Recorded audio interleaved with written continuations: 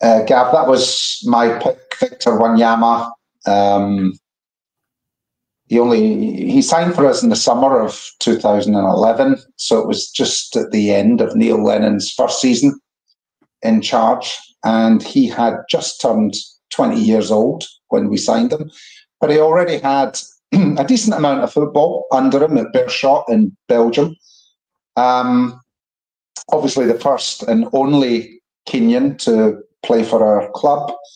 And that's a country that's never qualified for a World Cup, rarely sets the African Cup of Nations on fire. So, fairly unique for somebody to emerge from that country and then have the sort of career that he's enjoyed. In fact, he is still playing football. He is still only 32 years old just now, and it seems a long time ago since he left us.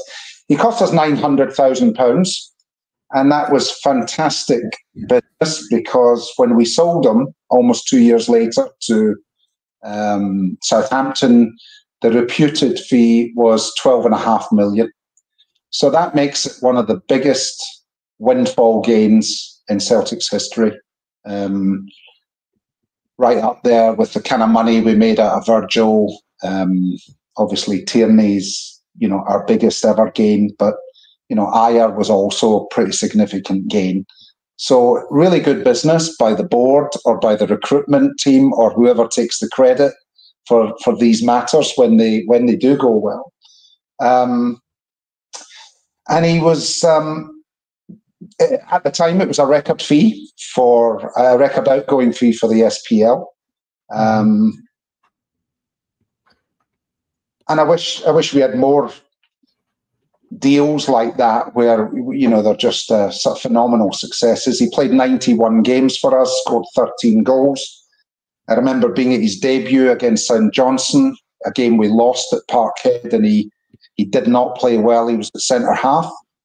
But when he found his position in central midfield, I thought he was brilliant for us. And we all remember the Barcelona game in 2012. We almost remember it as the Tony Watt match, but Victor Wanyama scored the first goal that night, back post header. Made him the first ever Kenyan to score in the Champions League. Yeah, and it was a bit of an unfair jump. I think it was against Jordi Alba. So, on all counts, I think Victor was a bit too much. And he was a real physical specimen. Strong. He could play. And pity that he didn't stay longer, but it was good business. It was a successful piece of business for us.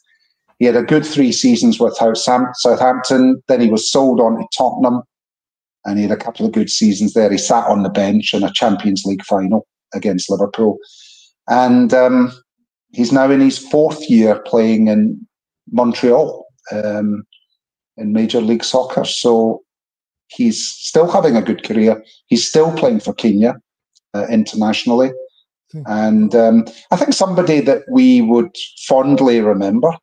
Got some spectacular goals for us, but I think the Celtic fans like somebody that puts themselves about a bit physically, wins a lot of tackles, wins a lot of challenges in the air, but can still pass a ball on the ground. So the comment that I put up there, Robert, says we could do with a guy like that right now. Oh, absolutely. And I think maybe they're not easy to find, that type of defensive midfield player or all-round type of player. I loved them, but I should have picked Tom Rogic as mine. But thanks, Stephen. That was a great summary. So every time you say Kenyan, sounds like Fenian, says Alex. All right. Well, he was known as the Kenyan Fenian when he was there. Yeah. There you go.